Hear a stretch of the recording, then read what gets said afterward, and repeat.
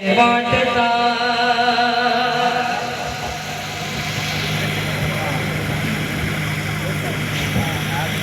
مدینہ جانے کا دل میں خیال رکھا ہے، رکاوٹوں کا جنازہ نکال رکھا ہے، بساکے الفت شاہ مدینہ سینے میں وہابیوں کو مصیبت میں ڈال رکھا ہے۔ آپ حضرات بڑے سلیقے کے ساتھ، بڑی محبت کے ساتھ شاعر اہل سنت کو سماعت کر رہے تھے۔ خوشی کی بات یہ ہے،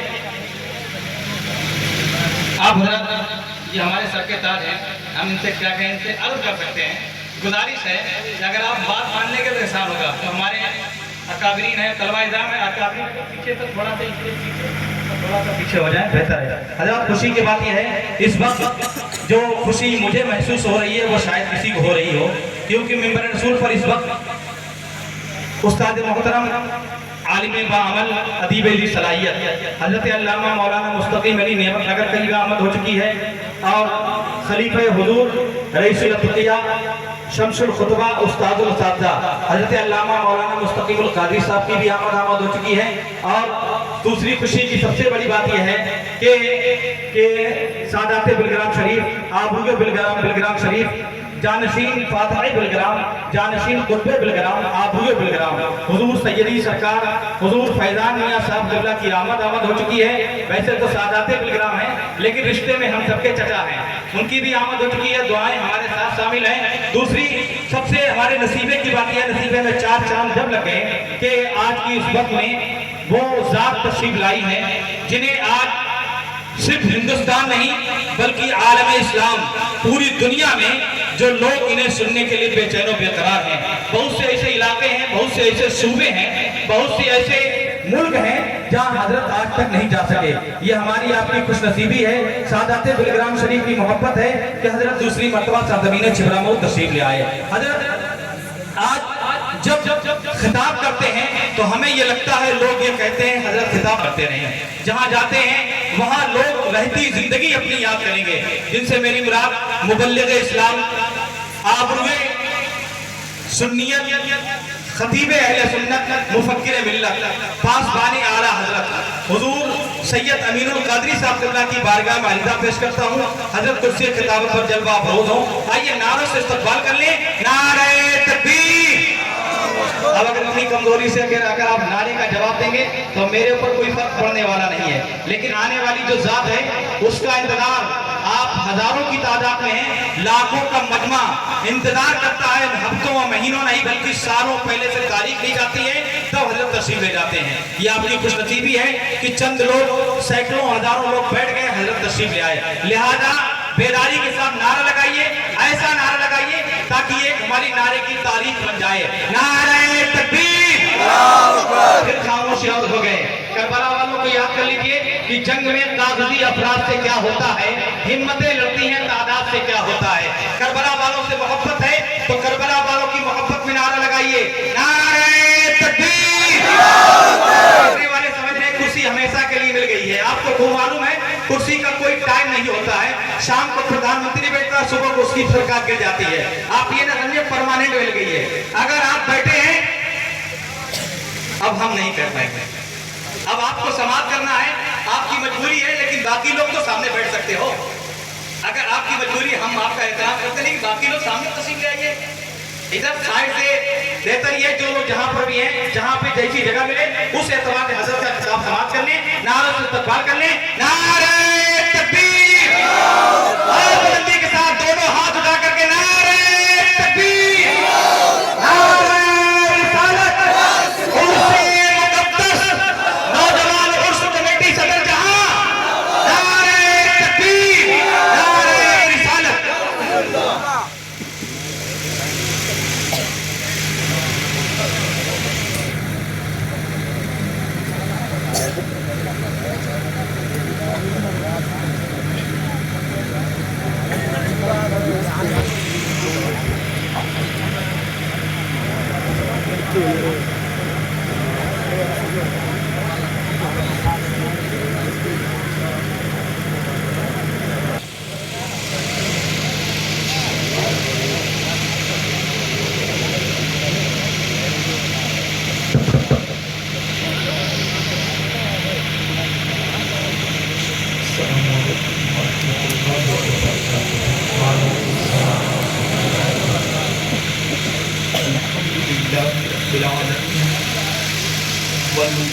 والعاقبة للمتقين والصلاة والسلام على سيد الأنبياء والمرسلين وعلى آله وأصحابه الطيبين الطاهرين وبعد وأعوذ بالله من الشيطان الرجيم بسم الله الرحمن الرحيم يا أيها الذين آمنوا قوا أنفسكم وأهليكم نارا وقودها الناس والحجارة صدق الله العظيم وأوصي أعظم بمني بسر سامان مددي قبلة مددي كعبة إيمان مددي انتظار کرم تسق من عینی رائے خدا دینو خدا بینو خدا کا مددی کبھی داغے بنا افتاد تشکیل زمین فانو شکستہ رات پشتی محقی خواجے عثمان ہارون مدد کن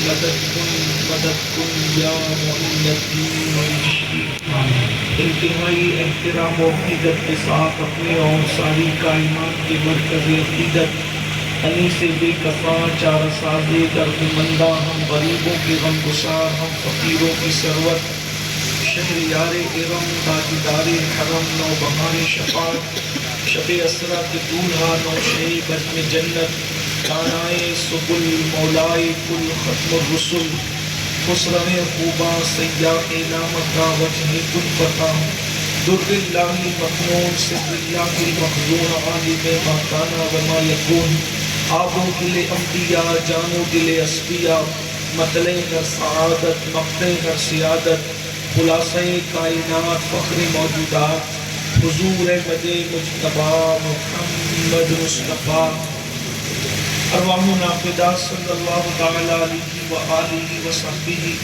وبارک وسلم کی بارگاہ بے کس پناہ میں جس طریقے سے پڑھا ہم سب مل کر بلند آواز سے پڑھنے الصلاة والسلام علیکہ یا رسول اللہ الصلاة والسلام علیکہ یا نبی اللہ جشن سرکار غوث اعظم سے متعلق انعقاد پذیر ہے اور یہ ہماری خوش نصیبی ہے کہ فاتح گلگرام کے شہزادے ہماری محفل میں پیر طریقت پیر سید فیضان میاں قادری واسطی متزل لہ العالی کی شکل میں موجود ہیں ساتھ ہی ساتھ حضرت علامہ مستقیم صاحب اور دوسرے ہمارے خطیب بھی ان کا نام بھی حضرت مفتی عنایت اللہ صاحب اور مفتی موید صاحب کے سب حضرات موجود ہیں ناظم صاحب بھی اور اب گفتگو کا بالکل آخری وقت ہے اور ایسے میں باران رحمت کا نزول شروع ہو گیا ہے اب چھپرا مئو والوں سے میں یہ تو نہیں کہوں گا کہ بھیگتے ہوئے بیٹھو لیکن فیصلہ آپ کے ہاتھ میں ہے کہ میں تو بھیگنے کے لیے تیار ہوں کتنے لوگ ہیں جو میرے ساتھ بیان آخری تک سنیں گے وعدہ کر رہے ہو بھیا آپ چھوڑ کے نہیں جانا ٹھیک ہے ماشاءاللہ تو اگر آپ لوگ بیٹھیں گے تو میں بھی کچھ سناؤں گا اس لیے کہ کربلا والے لوگ ہیں ہمارے بزرگوں نے کہا کربلا والے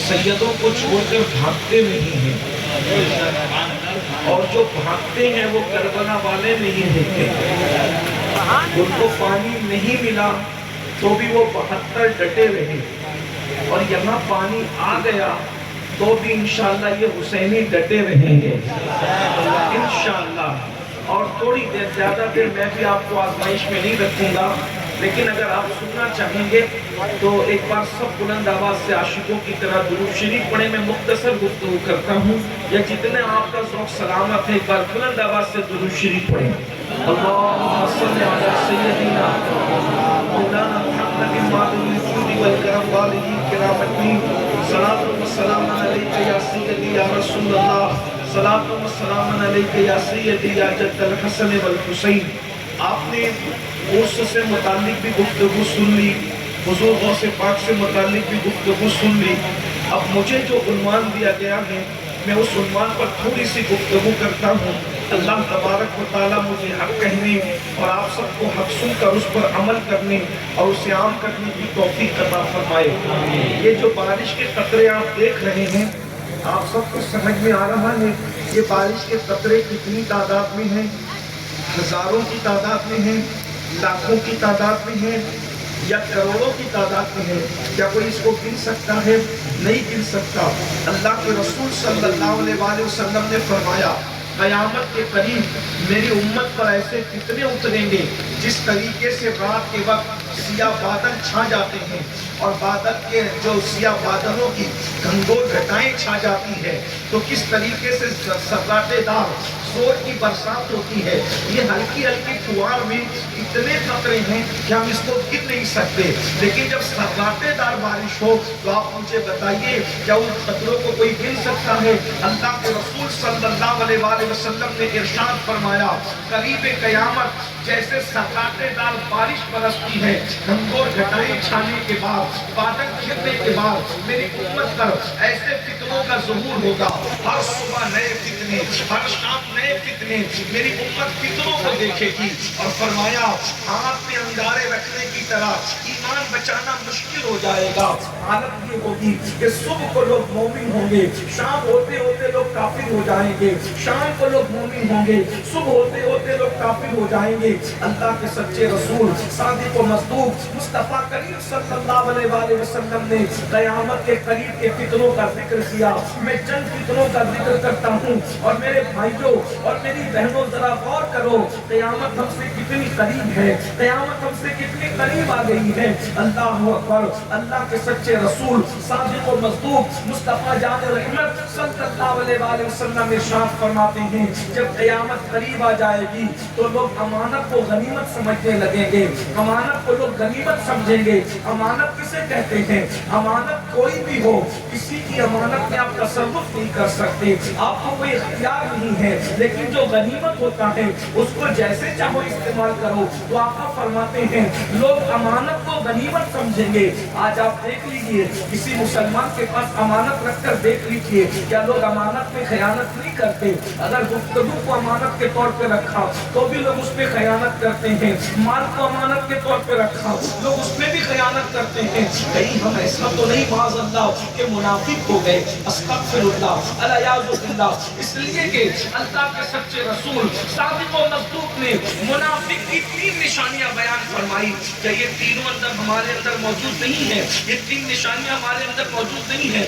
آقا فرماتے ہیں منافق کی پہچان ہے جب بھی بولتا ہے تو جھوٹ بولتا ہے، وعدہ کرتا ہے تو خلاف کرتا ہے، امانت رکھی جائے تو اس میں خیانت کرتا ہے. اب آپ مجھے بتائیں ہم کتنا سچ بولتے ہیں؟ آج بڑی معذرت کے ساتھ جنت کے ٹھیکیدار تو بن گئے، مذہبیت کا لبادہ تو ہم نے اوڑھ لیا، داڑیاں تو ہم نے بڑھا لی، سروں پر خوبصورت ٹوپیاں تو پہن لی، مگر رسول اللہ نے جو منافق کی نشانی بتائی ہے کیا وہ آج ہمارے اندر موجود نہیں ہے؟ آج تو لوگ جھوٹ بولنے کو گناہ بھی تصور نہیں کرتے. اللہ اکبر. جبکہ آج سرکار غوث پاک کا جشن ہے. کسی نے غوث پاک سے پوچھا آپ کی ترقی کا راز کیا ہے؟ تو غوث پاک فرماتے ہیں میری ترقی کے صرف 2 راز ہیں. ایک تو یہ کہ میں ہمیشہ سچ بولتا رہا اور ہمیشہ حلال کھاتا رہا. سچ بولنے کی برکت سے اور حلال کھانے کی برکت سے اللہ نے مجھے اس مقام پر پہنچا دیا کہ ٹھوکر لگاتے ہیں تو مردے زندہ ہو جاتے ہیں. اللہ اکبر. آج آپ اندازہ کریں میرے آقا صلی اللہ علیہ وآلہ وسلم نے ارشاد فرمایا نمازوں کو ضائع کیا جائے گا. قیامت کی نشانیوں میں سے ایک نشانی یہ بھی ہے نمازوں کو ضائع کیا جائے گا. اللہ اللہ. آج نمازیں ضائع کی جا رہی ہے. ہاتھ مت اٹھانا لیکن ایک سوال میں آپ سے کرتا ہوں اپنے آپ میں ڈوب کر سوچو.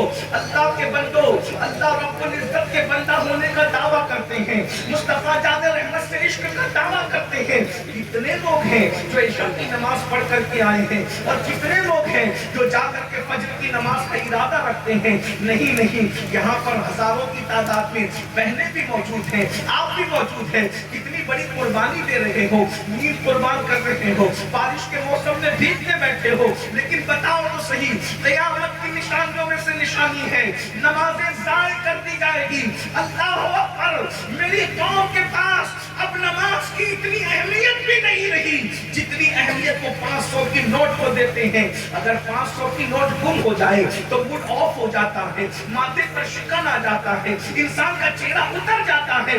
500 کی نوٹ گم ہونے پر یہ ہے, لیکن اگر فجر کی نماز چھوٹ گئی تو ماتھے پر شکن تک نہیں آتا. صبح کی نماز چلی گئی کچھ نہیں, اس لیے کہ یہ قوم ٹھنڈے دل سے بیٹھی ہوئی ہے. نماز نہیں بھی پڑھیں گے تو جنت ملے گی. سن لو, دل کے کانوں سے سن لو.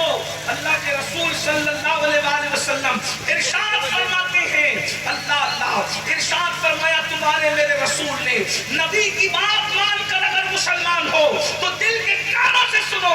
اللہ کے رسول نے ارشاد فرمایا جس کی نماز نہیں اس کا کوئی دین نہیں, جس کی نماز نہیں اس کا دین نہیں. اور یہاں ہفتے ہفتے بھر کی نمازیں ضائع ہو رہی ہیں. گیم کھیل رہے نماز کے وقت, کرکٹ دیکھ رہے نماز کے وقت, فلم دیکھ رہے نماز کے وقت. ہے کسی میں طاقت کہ ایک نماز کے چھوڑنے پر اللہ جو عذاب دے گا اس عذاب کو برداشت کرنے کی طاقت ہے؟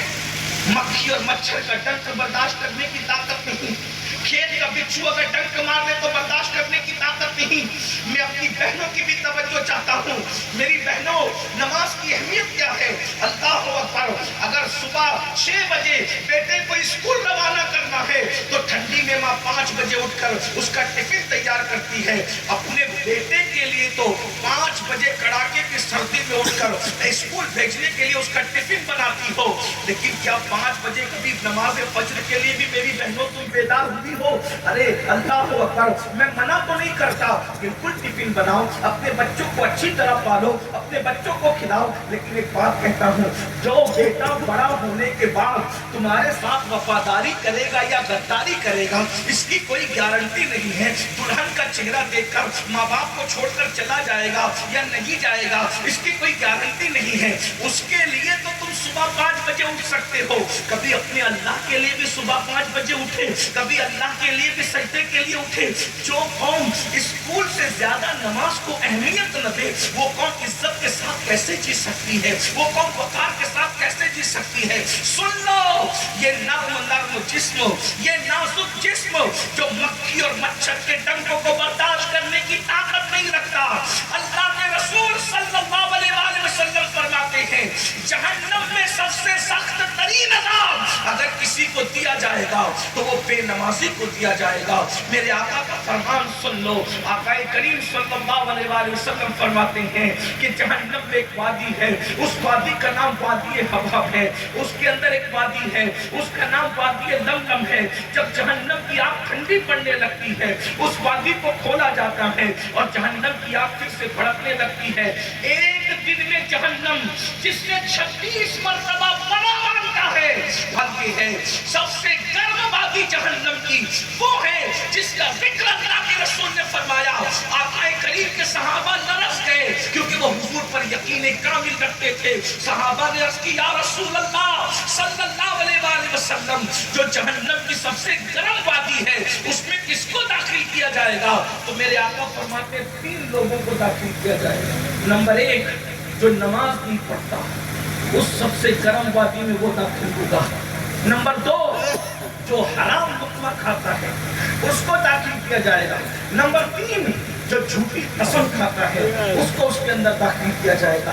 آپ سے پوچھتا ہوں اپنے گھر کے چراغ کی آگ کو برداشت کرنے کی طاقت نہیں ہے اور جہنم میں جانے کا سامان کر رہے ہو؟ کیا تمہیں اپنے آپ سے محبت نہیں, تمہیں اپنے آپ سے پیار نہیں؟ اللہ کے رسول فرمانے کہ جہنم کی سب سے گرم وادی میں بے نمازی کو رکھا جائے گا. فجر کی نماز چھوٹ گئی, سحر کی نماز چھوٹ گئی اور آپ کا اگر یہ ذہن کہتا ہے کہ نہیں مولانا اللہ کے رسول کی شفاعت تو ہے نا, حضور سے ہمیں بخشوائیں گے نا, پھر یہ مولوی لوگ ہمیں اتنا کیوں ڈراتے ہیں؟ اللہ کریم ہے وہ بخش دے گا. حضور رحمت للعالمین ہے. حضور علیہ السلام نے فرمایا شفاعتی لأہل الکبائر من امتی, میری شفاعت میری امت کے بڑے گنہگاروں کے لیے ہے. میں سب پر ایمان رکھتا ہوں لیکن ایک بات آپ سے کہوں, یہ آدھی ادھوری بات تمہیں کس نے سکھا دی؟ کیا اللہ کے رسول کا یہ فرمان نہیں شفاعتی لأہل الکبائر من امتی؟ سننے والوں اللہ کے رسول نے یہ بھی فرمایا جس نے جان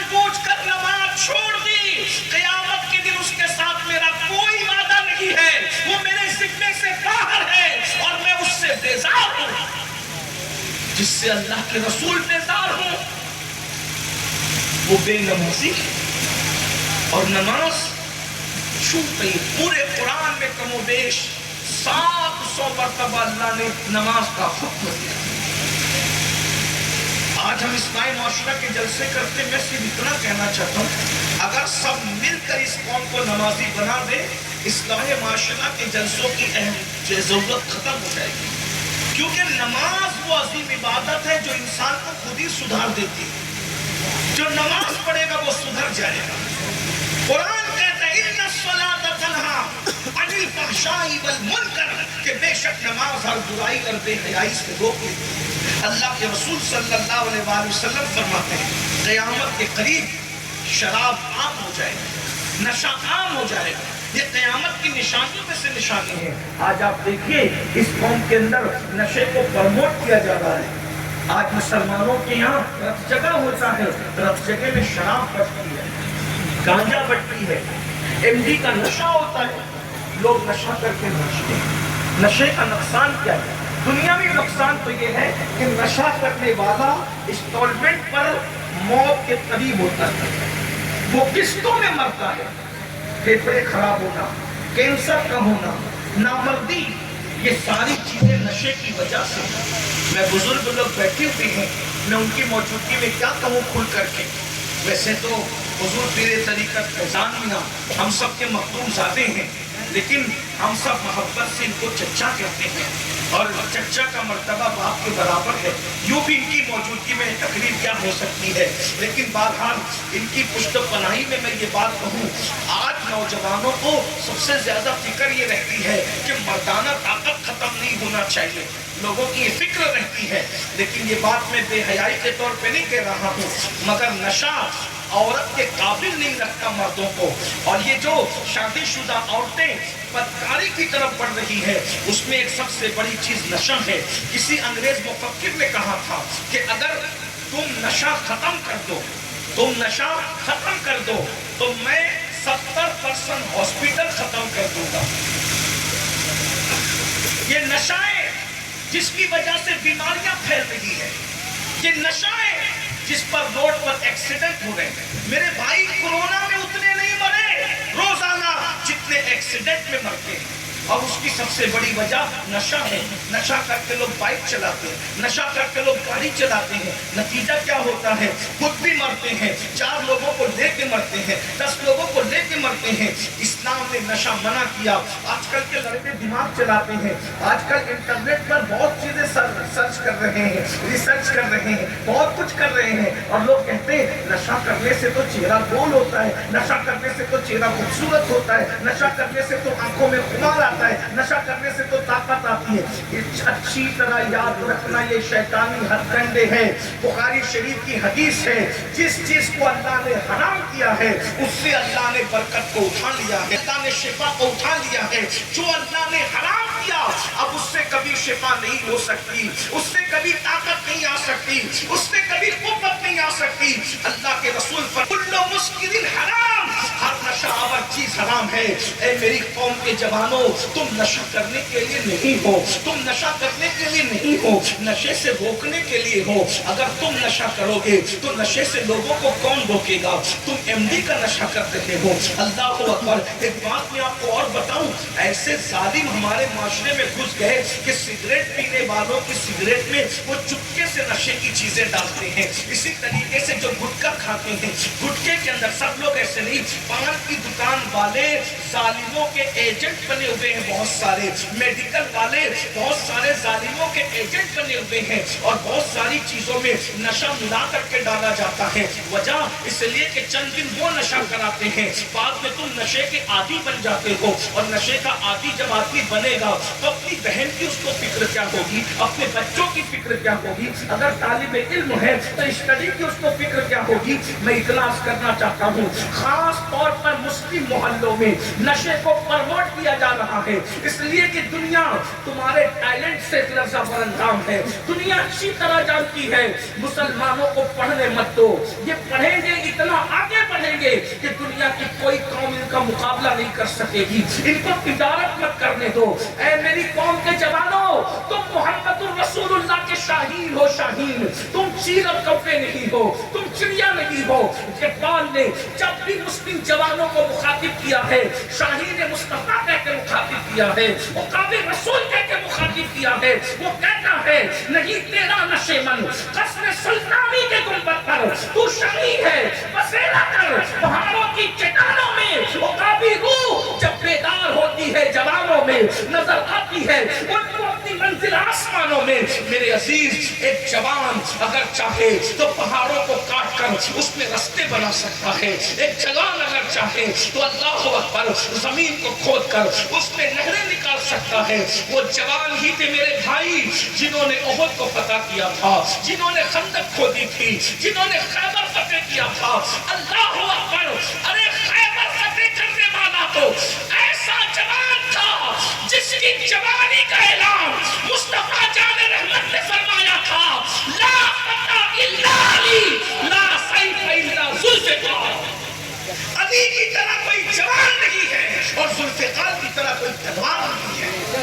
آج جوانوں سے جوانی چھین لینا چاہتے ہیں، اس لیے تمہیں نشے کا عادی بنایا جائے۔ ایم ڈی کا نشہ، دواؤں کا نشہ، شراب کا نشہ۔ میری قوم کے جوانوں، اپنے ٹیلنٹ کو پہچانو۔ ہندوستان کو سجانے سے لے کر ہندوستان کو بچانے تک کس کا کردار ہے؟ مسلمانوں کا کردار صف اول میں ہے۔ سونے کی چڑیا کس نے بنایا تھا؟ مسلمانوں نے۔ علماء جانتے ہیں، تاریخ پڑھو۔ انگریزوں کے ہندوستان آنے سے پہلے کلکتہ کے ایک ایک مسلمان تاجر کے پاس اتنی دولت تھی کہ اتنی دولت برطانیہ کے شاہی خزانے میں نہیں ہوا کرتی تھی۔ تم اتنے مالدار، لوگ تمہیں غریب کرنا چاہتے ہیں۔ نشہ کرو گے تو کاروبار نہیں کرو گے، نشہ کرو گے تو پڑھو گے نہیں۔ اور ہندوستان میں تاج محل کس نے بنایا؟ کلمہ پڑھنے والے نے۔ لال قلعہ کس نے بنایا؟ کلمہ پڑھنے والے نے۔ اور پھر ہندوستان کو آخری میں ایٹمی طاقت جس نے دی ہے وہ بھی کوئی اور نہیں ہے، وہ بھی عبدالکلام نام کا کلمہ پڑھنے والا ہے۔ تمہارے ٹیلنٹ سے لوگوں کو بڑا خطرہ ہے۔ اتنے بھولے نہ بنو، اتنے سادہ نہ بنو، اپنی صحت کا خیال رکھو۔ بلکہ ایک بات میں آپ سے عرض کروں، اپنے نبی کو دیکھو، رسول اللہ نے پوری زندگی کبھی میدے کی روٹی نہیں کھائی۔ علماء سے پوچھو، رسول اللہ نے کبھی میدے کی روٹی، حالانکہ میدے کی روٹی کھانا ناجائز و حرام نہیں ہے، کیوں نہیں کھائی؟ اس لیے کہ میدہ کھانے سے سستی آتی ہے۔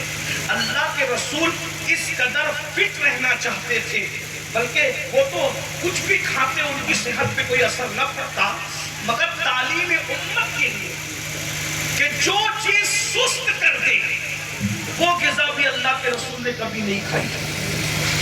جو چیز سست کر دے وہ غذا بھی اللہ کے رسول نے نہیں کھائی۔ تو جو چیز نشہ پیدا کرے، حضور کا امتی وہ کیسے استعمال کر رہا ہے؟ بیمار پڑو گی، اور بیماریاں جب بڑھے گی تو چندہ کرنا پڑے گا۔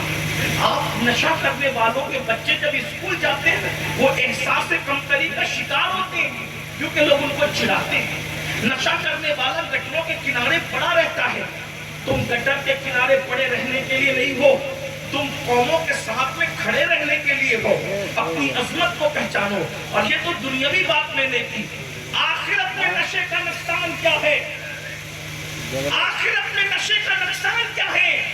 اللہ کے سچے رسول صادق و مصدوق مصطفیٰ جان رحمت صلی اللہ علیہ وآلہ وسلم ارشاد فرماتے ہیں، اگر آپ دنیا کے نقصان سے بے خوف ہو تو کم سے کم آخرت کا عذاب تو دیکھو۔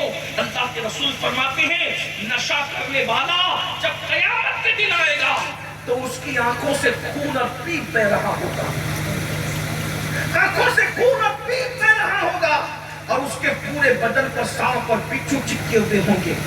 یہ کون کہہ رہا ہے؟ اللہ کے رسول. کون سی کتاب میں یہ حدیث ہے؟ فقی ابو اللیث سمرقندی رضی اللہ تعالیٰ اس حدیث کو نقل کرتے ہیں اپنی کتاب قرۃ العیون کے اندر کہ پورے جسم پر سانپ پر بچھو چپکے ہوئے ہوں گے اور کس انداز سے نشہ کرنے والا آئے گا. اور نشہ کرنے والے میرے بھائی وہ اپنی دنیا بھی تباہ کر رہا ہے, وہ اپنی آخرت بھی تباہ کر رہا ہے. اپنی جوانی کا احساس کر. یہ جوانی کسی ڈاکٹر سے نہیں ملتی, یہ جوانی دواؤں سے نہیں ملتی. یہ جوانی 16 سال میں شروع ہوتی ہے اور 50 سال میں ختم ہو جاتی ہے. جوانی ختم ہونے کے لیے آتی ہے, بڑھاپا نہ ختم ہونے کے لیے آتا ہے. بڑھاپا اپنے ساتھ میں لے جانے کے لیے آتا ہے. اپنی جوانی کی قدر کرو. یہ جوانی میں عیاشیاں کر کے اپنی صحت کو برباد مت کرو, اپنی صحت کو تباہ مت کرو. سنو